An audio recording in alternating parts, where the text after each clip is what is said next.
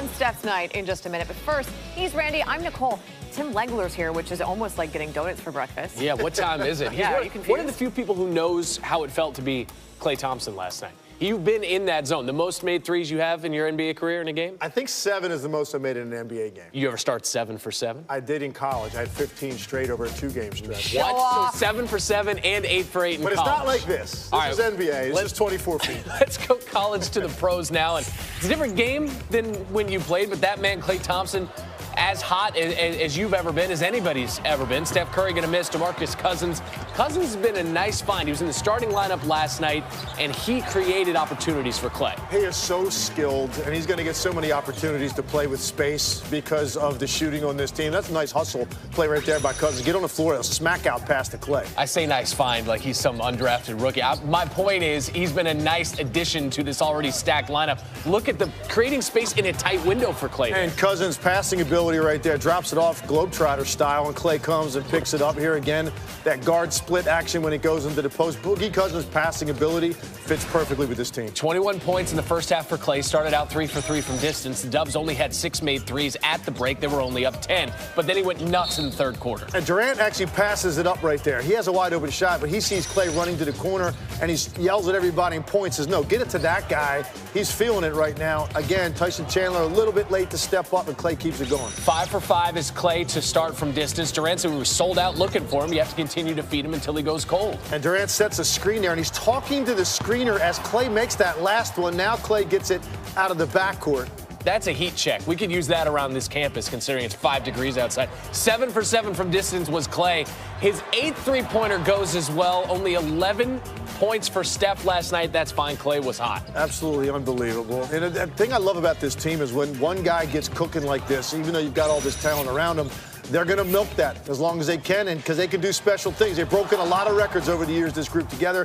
Klay breaks another one. 10 for 10 to start. Ty Lawson did it in 2011. The last guy to even make 10 in a game was Chandler Parsons. Here's the first miss, and even that almost went. So Klay has his third 40-point game in fewer than 30 minutes played. No other player has more than 2. He only went for 27 minutes last night, finished with 44 points. That is the shot chart, and that is the shot chart that you dream of. Let's hear from Klay.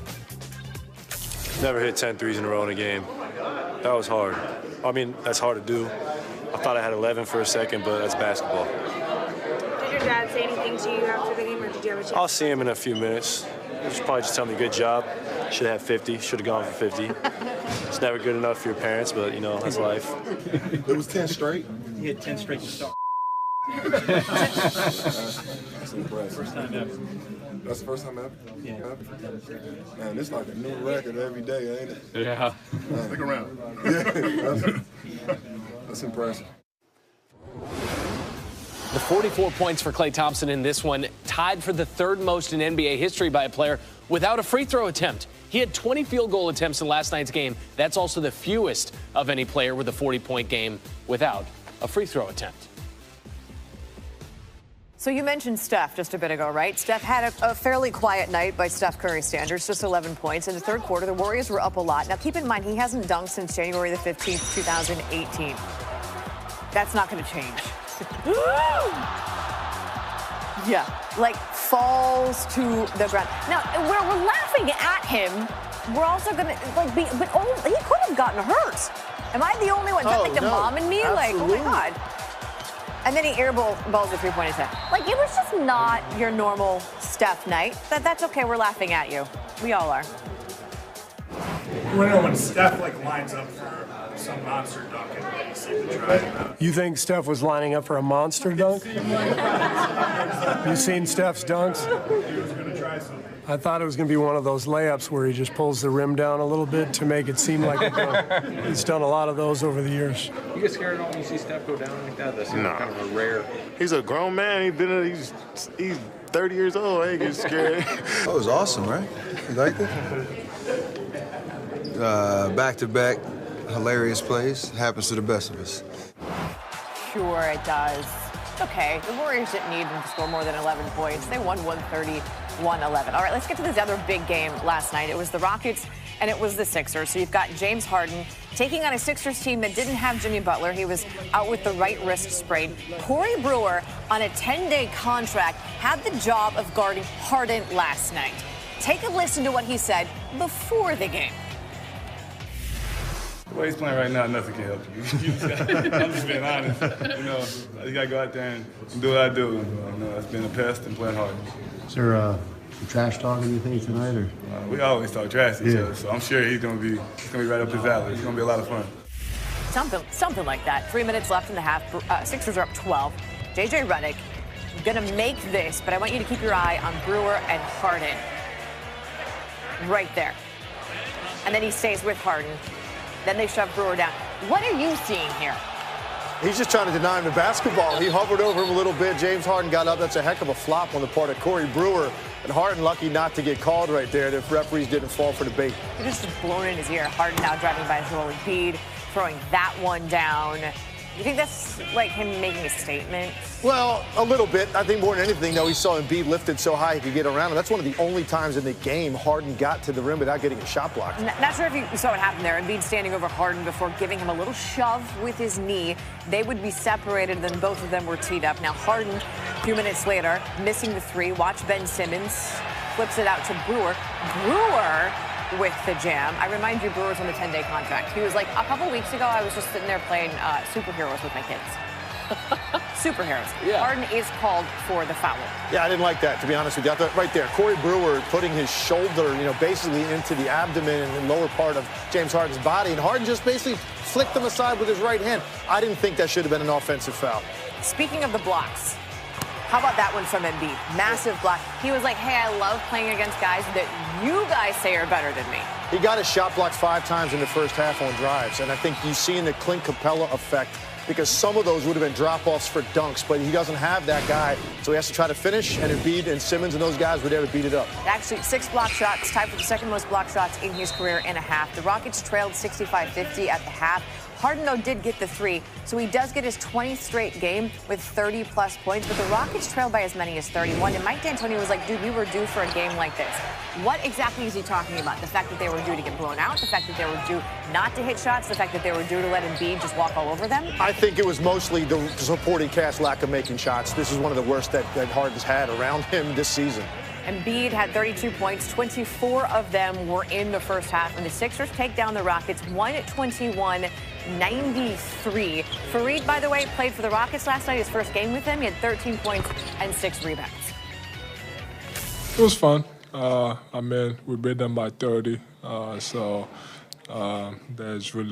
it was really fun for us. I don't think it was fun for them. I was happy. Get to play basketball. I've been sitting at home playing with my kid. I've been playing superheroes every day, so I was really happy to get to play basketball. Wilt was doing some obviously unbelievable things and numbers that nobody will ever catch. But just to be in the same conversation as those guys is a credit to the work that I put in, and I mean that's what you play this game for, to be listed with those guys, those top players. Obviously, I got a long way to go, but this is a pretty cool beginning. All right, he's talking about this insane run that he's been on lately. Spent a quarter of the season being unstoppable. Since December 13th, he scored 845 points. That's an average of 42.3 a game. He's accounted for an insane 54% of the Rockets' points when you factor in the assists. He's created 1,261 points in the last 20 games on his own. You can't score without shooting. He gets his 545 shots in his last 20 games, including 308 three-pointers. And Harden gets to the line now, 282 free throws. Works out to more than 14 a game. He's made 251 of them.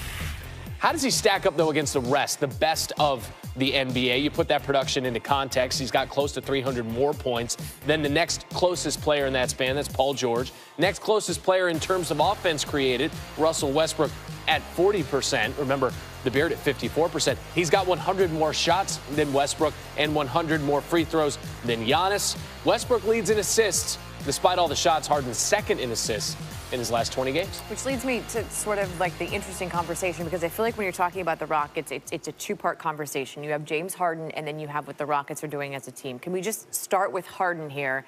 He's putting up an insane number of points. how can you at least attempt to contain him? Well, a couple of things you have to do. First, you have to have the right personnel up front. You have to have athletes that can switch out on him and play him well at the three-point line. And I'll show you what I mean. Philadelphia uniquely qualified with Simmons and Embiid up front. And I talked earlier about not having Clint Capella, and that's a big deal because he didn't have anybody to drop it off to if the shot blocker comes. So right now, Philly knows he's basically going to be going to this step-back move, right, constantly at the three-point line. The problem is when you're doing that against a 6'10 guy, there's just not going to be any space there. So you say, all right, well, let me get this guy off me. Maybe I can go over here and operate against a different player. Well, now it's Joel Embiid. And at 7'1", pretty athletic, slides his feet. But now you're getting deep into the shot clock. And again, now you're pinned to a point where you try the step back, but you've got a guy 7'1". He's just going to suffocate you in there. You see nobody in the paint for James Harden even think about driving and dishing to. You end up with this. I mean, you talk about a difficult contested shot.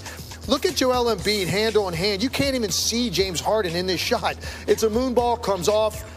That's one way. Have athletes up front. Here's a second way. Corey Brewer right here is already denying James Harden in the backcourt. So you're making him use extra energy. Philly had Brewer, T.J. McConnell, Ben Simmons, whoever it was, picking him up full court, trying to deny him all over the floor. So you see now Harden's going to go to the weak side, and they're going to try to free him up. Here comes Gerald Green to set a screen. Harden thinks he's going to come over here, just get an easy dribble handoff from Kenneth Faried. Watch J.J. Redick shoot this gap, and you get another denial, and he's trying to force him out to half court. Problem is, for the Rockets, you're getting deeper and deeper into the shot clock. So by the time he catches the ball, we're at 10 seconds. He's already expended a ton of energy even before he gets it. And now Philly knows you got one thing to worry about. James Harden deep in the shot clock trying to get a shot. Look at Embiid. He doesn't even worry about the fact that Kenneth Faried went to the rim. The late blitz, this is the second thing you can do on him. So deny him the ball first, make him work, and then the late blitz deep in the shot clock. Now you got a chance to really have a poor possession here on the part of the Houston Rockets. Nice job by Philly. You're going to see them zone up all over the floor, stay with the shooters, and Harden is forced now to try to make a play deep into the shot clock. And then this, symptomatic of the night. When Eric Gordon and Austin Rivers and Gerald Green shoot the ball the way that they did last night and virtually take no pressure off of James Harden, you get a team just fully loaded up on one guy, and now you get a blowout. That's what happened with Houston last night. A lot of those plays you were diagramming, they were down 25 points. I mean, you're talking about step-back threes, down 25, late in the shot clock. So what can they do offensively, given the fact that Clint Capella's not coming back anytime soon, and we don't know when we're going to get Chris Paul back? Well, Kenneth Faried gave him good minutes last night. He just got there, and I think that's a great pickup because he's a guy that's got a lot of energy. He's going to be able to set those high ball screens, dive to the rim. He can catch it in traffic and finish. Not going to replicate what Capella does because with Capella, you're throwing the ball up to the top of the square if that backline shot blocker comes. Faried's going to be a different kind of finisher, but at least it gives you another body in the paint that you have to respect on his dives. He hasn't been there very long. Good thing for him. Not a deep playbook. It's basically one set for 48 minutes. It's a high ball screen for James Harden and then just get out of the way and dive to the rim. So he doesn't have anything complex to pick up here. He's going to be somebody that can help them. They're just waiting to get a Chris Paul back. And Eric Gordon is usually better than he was last night to take some of the pressure off him. Gordon, when he's hot, can be one of the best shooters in the league. Harden already is. He's averaging a mere 38 points in his last 4 against his next opponent. It's a get-right game at Madison Square Garden against the Knicks. Tim Legler with the insight. A call to the King, as in LeBron, or was it the loss to the Magic on January 12th that has lit a fire under Kyrie Irving and the Celtics? Because Kyrie's averaging over 30 points and 11 assists per game since said loss and call. That one, 4-point play, made the Celtics up 12. And then watch this, Deion Waiters tries to get the ball to Dwayne Wade, but no, because Kyrie is there, turning defense into offense. This game would be tied at the half. And then the Celtics just blew it open in the third. It was big for Kyrie. It was big for the team. The Celtics started on a 9-0 run. The Celtics, as a group, shot 73%. They outscored the Heat 37-18. That one getting fancy and smart. Literally, Marcus Smart, corner 3. Celtics up 9. And then Kyrie again. Defense into offense. The steal. Gets the ball from Bam Adebayo and then does it again, this time to Marcus Morris Sr. That is another 3. The Celtics up 19. And Kyrie and Larry Bird are now the only Celtics to have 20 points, 10 assists, and 7 steals in a game over the last 35 seasons. Kyrie was like, I'm doing what I'm supposed to be doing. All right, Celtics up 7 with that one. Kyrie is smooth. 26 points, 10 assists, 8 steals. Celtics go on to get the win, 107-99. Did you notice the gender reveal, by the way? Is that what that was? It's the new gender reveal, just for puns. Is the jersey swap? The jersey swap, That's yeah. good. Time for half-hour headlines, and I pulled this one from the East Bay Times. Draymond Green is getting engaged. Yep, Steve Kerr made the announcement. He said Draymond did it on the LA road trip, proving that Green had only a slightly more productive trip than Klay Thompson. Little fun fact. Because there's hot, and then there's hitting your first 10 threes of the game hot. Klay Thompson did just that last night against the Lakers. First time he's done that in his career. First time we've seen that in the NBA, period, since Ty Lawson did it in 2011. Klay admitted to taking a few bad shots, knew it was a special night when even those heat checks went in. 44 points, 27 minutes, Dubs by 19. James Harden's pretty unstoppable. 20 straight games of at least 30 points, which means there have been games in there when he's had more than 30, like 58, 57, and the lowly 37 he put up last night against the Sixers.